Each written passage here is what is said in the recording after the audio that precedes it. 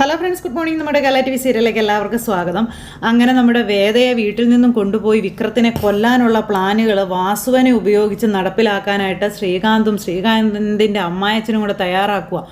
അപ്പോൾ വിക്രത്തെ കൊന്ന് കാര്യങ്ങളെല്ലാം റെഡിയാക്കി കഴിയുന്ന പിറ്റേ ദിവസം വരുണും ശ്രീകാന്തിൻ്റെ പെങ്ങളുമായിട്ടുള്ള ആ എൻഗേജ്മെൻ്റ് അങ്ങ് നടത്തും. എന്താ സെറ്റല്ലേ എന്ന് ചോദിക്കുമ്പോൾ മുന്നും പിന്നും നോക്കാതെ ഈ വാസുവൻ കയറി അതങ്ങ് സമ്മതിക്കുകയും ചെയ്തു. എന്തായാലും ഇത് കഴിയുമ്പോൾ വാസുവിൻ്റെ മകനാണ് ഇവരുടെ ഇരയെന്നുള്ളത് വാസുവൻ അറിയുന്നില്ല.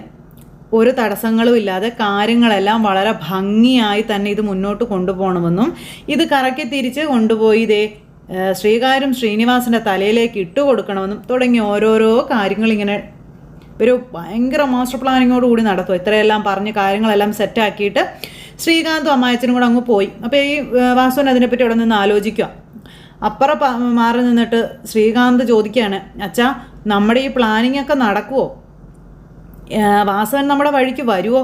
നമ്മൾ ഉദ്ദേശിക്കുന്ന പോലെ കാര്യങ്ങൾ നടക്കുമോ എന്നൊക്കെ ഉള്ളത് കഴിയുമ്പം നീ ചുമ്മാ ടെൻഷൻ അടിക്കാതിരിയടാ, കാര്യങ്ങളെല്ലാം നടന്നു എന്ന് തന്നെ നീ അങ്ങ് കൂട്ടിക്കോളാൻ പറഞ്ഞു.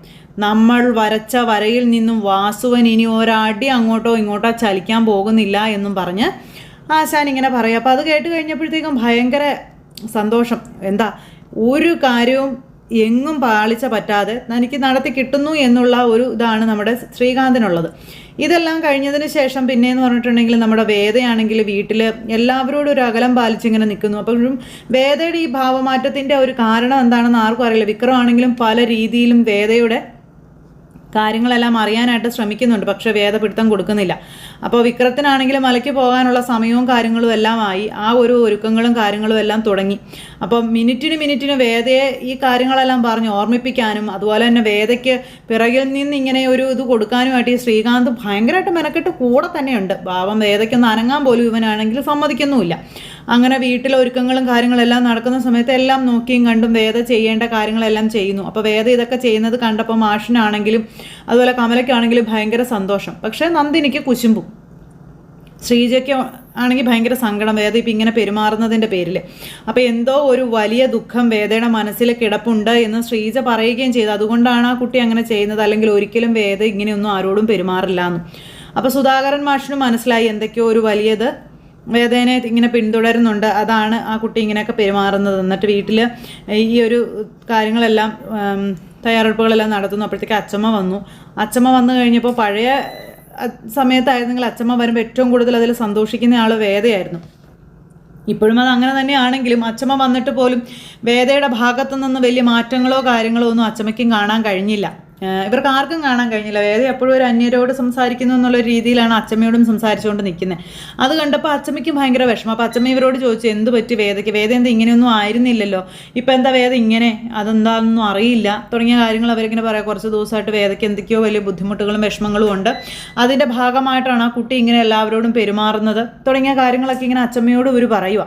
അപ്പോൾ ഇവർ ഈ ഒരു കാര്യമെല്ലാം സംസാരിച്ച് കഴിഞ്ഞപ്പോഴത്തേക്കും ഭയങ്കരമായിട്ടൊരു എന്നാ പറയുന്ന ഒരു സങ്കടവും ഒക്കെ അച്ചമ്മ എന്നിട്ട് വേദയോട് ചോദിക്കാൻ ശ്രമിക്കുമ്പോഴും വേദ അതിൽ നിന്നൊക്കെ ഒഴിഞ്ഞു മാറുവാണ്. ഈ സമയത്ത് വേദ തിരിച്ചു വരുന്നതിൻ്റെ ആഹ്ലാദ പ്രകടനങ്ങളും കാര്യങ്ങളും ഒക്കെ ആയിട്ട് ഇങ്ങനെ ശ്രീകാന്ത് വീട്ടിൽ പുതിയ സന്തോഷ നിമിഷങ്ങളൊക്കെ എല്ലാവരുമായിട്ട് പങ്കുവെച്ചുകൊണ്ടൊക്കെ ഇരിക്കുന്നു. വേദയ്ക്കാണെങ്കിൽ ഒന്നും പാടില്ല. വേദ ഭയങ്കരമായിട്ട് സങ്കടപ്പെട്ട് ഇങ്ങനെ വീട്ടിലിങ്ങനെ ഒറ്റപ്പെട്ടിങ്ങനെ ഇരിക്കുക. ആ കൂടത്തിൽ കെട്ടുനിറക്കി വേണ്ടുന്ന കാര്യങ്ങളും ഇതെല്ലാം ചെയ്യുന്നുമുണ്ട്. പിന്നെ അധികം താമസിയാതെ നമ്മുടെ വിക്രത്തിൻ്റെ കെട്ടുനിറ ഇങ്ങ് വന്നു. അപ്പോഴും വിക്രത്തിൻ്റെ ഭാര്യ എന്നുള്ളൊരു നിലയിൽ അവസാനത്തെ ആ ഒരു തൻ്റെ ദൗത്യമാണ് അല്ലെങ്കിൽ തൻ്റെ കടമയാണെന്ന് മനസ്സിലാക്കിക്കൊണ്ട് ഈ എല്ലാ കാര്യങ്ങളും വളരെ ഭംഗിയായി നോക്കിയും കണ്ടും ഒക്കെ ചെയ്യുവാണ്. അപ്പോഴും വിക്രം വേദയോട് സംസാരിക്കാനും വേദയോട് മനസ്സ് തുറക്കാനൊക്കെ ആയിട്ട് ശ്രമിക്കുന്നുണ്ട്. പക്ഷെ വേദ പിടി കൊടുക്കുന്നില്ല. വേദ വിക്രത്തിൽ നിന്ന് എത്രത്തോളം അകലാവോ അത്രത്തോളം അകന്നു മാറി ഇങ്ങനെ നിൽക്കുക. അപ്പോൾ വിക്രത്തിന് വേദ അകന്നപ്പോൾ സഹിക്കാൻ പറ്റുന്നില്ല, വിക്രത്തിനത് താങ്ങാനും പറ്റുന്നില്ല. അത് കഴിഞ്ഞ് പിന്നെ കെട്ടുനിറയുടെ ആ ഒരു ചടങ്ങുകളും കാര്യങ്ങളെല്ലാം വീട്ടിൽ നടക്കുന്നു. അതുപോലെ മലയ്ക്ക് പോകാനുള്ള സ്വാമിമാരെല്ലാവരും വന്നു. ഭജന കാര്യങ്ങൾ ഇതെല്ലാം വെച്ച് നല്ല ഭംഗിയായി വിക്രത്തിൻ്റെ കെട്ടുനിറ ഇവിടെ നടക്കുകയാണ്. അപ്പോൾ അതിനും എല്ലാത്തിനും മുൻപന്തിയിൽ നമ്മുടെ വേദയുണ്ട്. എല്ലാ കാര്യങ്ങളും കൂടെ നിന്നും നടത്തി വേദ ഭയങ്കര സപ്പോർട്ടീവായിട്ട് ഇങ്ങനെ നിൽക്കുക. അതെല്ലാം വിക്രം എല്ലാവരും ഇങ്ങനെ നോക്കുന്നുണ്ട് കേട്ടോ. അപ്പോൾ ഈ കെട്ട് നിറയ്ക്കുന്നതിന് മുമ്പ് ഇങ്ങനെ ദക്ഷിണ കൊടുക്കൽ അങ്ങനെയൊക്കെയുള്ള കാര്യങ്ങളെല്ലാത്തിലും വേദ എല്ലാം നല്ല ഭംഗിയായിട്ട് തന്നെ ചെയ്തു. അതിനുശേഷം വിക്രത്തിൻ്റെ അനുഗ്രഹമൊക്കെ മേടിച്ച് നമ്മുടെ വേദ ഇങ്ങനെ നോക്കും. അപ്പോൾ വേദയുടെ കണ്ണുകൾ ഇങ്ങനെ നിറയുന്നുണ്ട് നെയ്ത്തേങ്ങ നിറയ്ക്കുന്ന സമയത്തൊക്കെ. അപ്പോഴെല്ലാം വിക്രം ഇങ്ങനെ വേദയെ നോക്കുന്നുണ്ട്. അതുപോലെ തന്നെ കമലയും ഒക്കെ ഇടയ്ക്കിടയ്ക്ക് വേദ ഇങ്ങനെ ശ്രദ്ധിക്കുന്നുണ്ട്. ഇവർക്കൊന്നും പിടി കൊടുക്കാതെ ഒന്നും അല്ലാത്തതുപോലെ നമ്മുടെ വേദ ഇങ്ങനെ ഇവിടെ നിൽക്കുവാണ്. ഇതെല്ലാം കഴിഞ്ഞ് കെട്ടും നിറച്ച് അവർ തേങ്ങ ഉടച്ച് വീട്ടിൽ നിന്ന് ഇറങ്ങുന്നു. അങ്ങനെ അവരെല്ലാവരും ഇറങ്ങി. ആ സമയത്ത് എല്ലാവരും സ്വാമിമാരെ യാത്രയാക്കാൻ പുറത്തേക്ക് ഇറങ്ങിയപ്പോഴും വേദ അവിടെ ഭഗവാന്റെ മുന്നിൽ നിന്ന് കണ്ണീരോടെ കൈകൂപ്പി യാചനയോടെ പ്രാർത്ഥിക്കുകയാണ്. ഈ ഒരു സ്വർഗത്തിൽ നിന്നും എനിക്ക് വിട്ടുപിരിഞ്ഞു പോകാനുള്ളൊരവസ്ഥ ഉണ്ടായല്ലോ ഭഗവാനെ എന്നൊക്കെ പറഞ്ഞു. ഒരു ഇതും കൂടാതെ പുതിയൊരു മനുഷ്യനാക്കി വിക്രത്തെ നീ തിരിച്ചു കൊണ്ട് തരണം. ഈ കുടുംബത്തിനും ഈ അച്ഛനും അമ്മയ്ക്കും ഒക്കെ താങ്ങായും തണലായും വിക്രം ഉണ്ടാവണം തുടങ്ങിയ കാര്യങ്ങളൊക്കെ പറഞ്ഞ് ഭഗവാന്റെ മുന്നിൽ മനസ്സുരുക്കി കരഞ്ഞുകൊണ്ട് നമ്മുടെ വേദ പ്രാർത്ഥിക്കുക കേട്ടോ. അപ്പോൾ ഇവിടെ കെട്ട് നിറയ്ക്കുന്നതും മറ്റു ചടങ്ങുകളും കാര്യങ്ങളും എല്ലാം അപ്പം അറിഞ്ഞുകൊണ്ടിരിക്കുകയാണല്ലോ അവിടെ നമ്മുടെ ചേട്ടൻ ശ്രീകാന്ത്. അപ്പോൾ ശ്രീകാന്ത് ആണെങ്കിൽ അവിടെ ഒരുക്കങ്ങൾ ഭയങ്കരമായിട്ട് തുടങ്ങി. പെങ്ങളെ സ്വീകരിക്കാനും ദർശനെ കൊണ്ട് കെട്ടിക്കാനും ഒക്കെ ഉള്ളത്.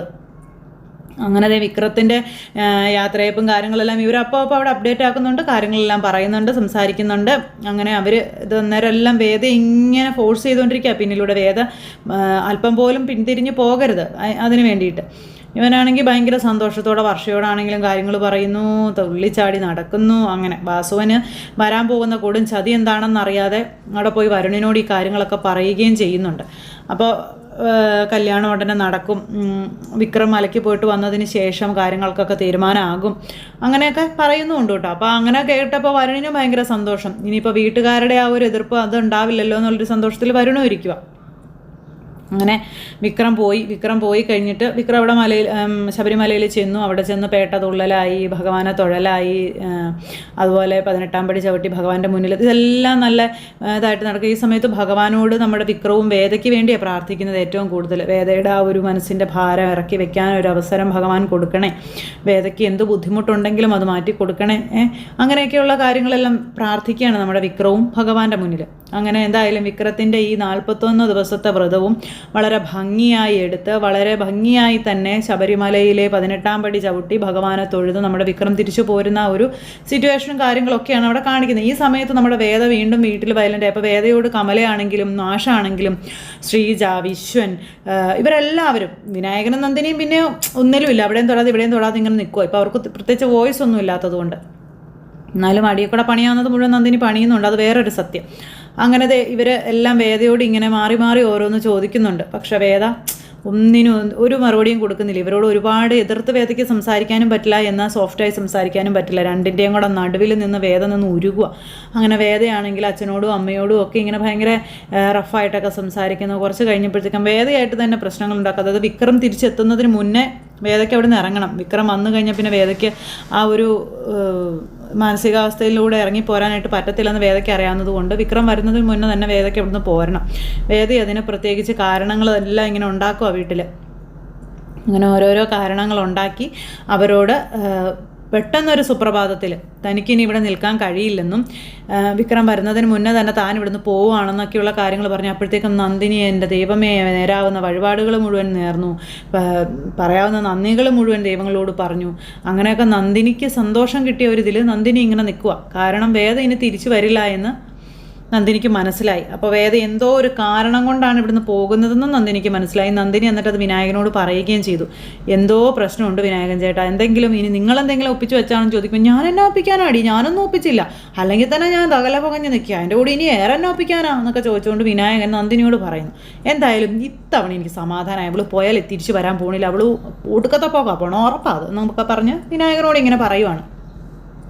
അങ്ങനെ എല്ലാവരോടും ദേഷ്യപ്പെട്ട അല്ലെങ്കിൽ എല്ലാവരോടും ഒരു അകലമൊക്കെ പാലിച്ച് നമ്മുടെ വേദ ഒരൊറ്റ സുപ്രഭാതത്തിൽ ബാഗ് കൊടുത്ത് വീട്ടിൽ നിന്ന് ഇറങ്ങും. ഇത് കണ്ടപ്പോൾ എല്ലാവരും ഞെട്ടിപ്പോയി.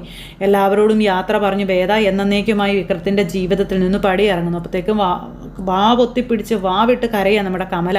എന്ത് അവിവേക മോളെ നീ കാണിക്കുന്നതെന്നും ചോദിച്ചു. അപ്പോൾ തനിക്ക് പോയേ പറ്റുള്ളൂന്നും ഇനി ഇവിടെ നിൽക്കാനുള്ള യോഗ്യത തനിക്കില്ലെന്നും അമ്മയുടെ അച്ഛൻ്റെയും മകനെ പഴയ സ്വഭാവത്തിൽ നിന്നൊക്കെ പിന്തിരിപ്പിച്ച് നല്ലൊരു മകനായി ഞാനിവിടെ തിരിച്ചു തിരിച്ചേൽപ്പിച്ചു എന്നാണ് എൻ്റെ ഒരു വിശ്വാസം. ഞാൻ വന്നതിൻ്റെ ആ ഒരു ദൗത്യം പൂർത്തിയായി, ഇനി എനിക്ക് ഇവിടെ നിന്ന് മടങ്ങാം എന്ന് വേദ ഇവരോട് പറയുക.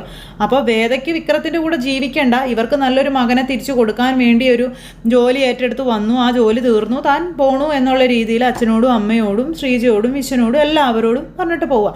ഇനി എൻ്റെ ഭാഗത്തു നിന്ന് എന്തെങ്കിലും ഒരു തെറ്റൊക്കെ സംഭവിച്ചു പോയിട്ടുണ്ടെങ്കിൽ എന്നോട് ക്ഷമിക്കണമെന്നൊക്കെ വേദ ഇവരോട് പറയുക. അങ്ങനെ അതെല്ലാം പറഞ്ഞ് വേദ ഇവരുടെ മനസ്സിനെ വീണ്ടും ഇങ്ങനെ എന്നാ പറയുന്നത്, ഭയങ്കരമായിട്ട് സ്പർശിച്ച് സംസാരിച്ചിട്ട് അവിടെ നിന്ന് പോന്നു. വിട്ട് കരഞ്ഞുകൊണ്ട് നമ്മുടെ കമല ഇങ്ങനെ നിൽക്കുമ്പോൾ സുധാകര മാഷിനൊന്നും പറയാനില്ല. അതുപോലെ തന്നെ ശ്രീജയും വിശ്വനും ഒക്കെ കുറേ പിന്തിരിപ്പിക്കാൻ നോക്കി, പക്ഷെ വേദ അതൊന്നും കേട്ടില്ല. വേഗം പോ വേദ എന്നുള്ള ഇതിൽ നമ്മുടെ നന്ദിനി അവിടെ അങ്ങനെ നിൽക്കുന്നു. വേദ പോയിട്ട് വേണം നന്ദിനിക്കൊന്ന് അർമാദിക്കാനായിട്ട്, അതിന് വേണ്ടിയാണ് നന്ദിനി അവിടെ നിൽക്കുന്നത്. എന്തായാലും വിക്രം അവിടെ നിന്ന് തൊഴുത് മടങ്ങുന്ന ഈ ഒരു സമയത്ത്, അതായത് വിക്രം വീട്ടിലേക്ക് വരാൻ അടുത്തുകൊണ്ടിരിക്കുന്ന സമയത്ത് ഇവിടെ നിന്ന് വേദ പടി ഇറങ്ങിപ്പോകുന്നു. നിറകണ്ണുകളോടെയാണ് വേദം ചങ്കു പൊട്ടി ആ വീട്ടിൽ നിന്ന് ഇറങ്ങിപ്പോകുന്നത്. എന്തൊക്കെയോ മാനസിക സമ്മർദ്ദം കൊണ്ടാണ് വേദി അവിടെ നിന്ന് ഇറങ്ങിപ്പോകുന്നതെന്ന് സുധാകരൻ മാഷിനും അവർക്ക് എല്ലാവർക്കും മനസ്സിലാവുകയും ചെയ്തു. അപ്പോൾ അങ്ങനെയൊക്കെയുള്ളൊരു സിറ്റുവേഷനും കാര്യങ്ങളും എന്തൊക്കെയോ ഇനിയും ബാക്കി വെച്ചുകൊണ്ടോ അല്ലെങ്കിൽ പ്രവചനാതീതമായിട്ടുള്ള മുഹൂർത്തങ്ങളും ഒക്കെ ആയിട്ടാണ് നമ്മുടെ കഥ അടുത്ത ആഴ്ച വരാനിരിക്കുന്നത്. അപ്പോൾ ആരും തന്നെ മിസ് ചെയ്ത് കളയില്ലല്ലോ. അപ്പോൾ എല്ലാവർക്കും നല്ലൊരു ദിവസം ആശംസിക്കാം കേട്ടോ. അടുത്ത സൂപ്പർ ഹിറ്റ് കഥകളുമായി കാണാമെന്നുള്ള പ്രതീക്ഷയോടെ നിർത്തുന്നു. എല്ലാവർക്കും Tata, take care, bye bye.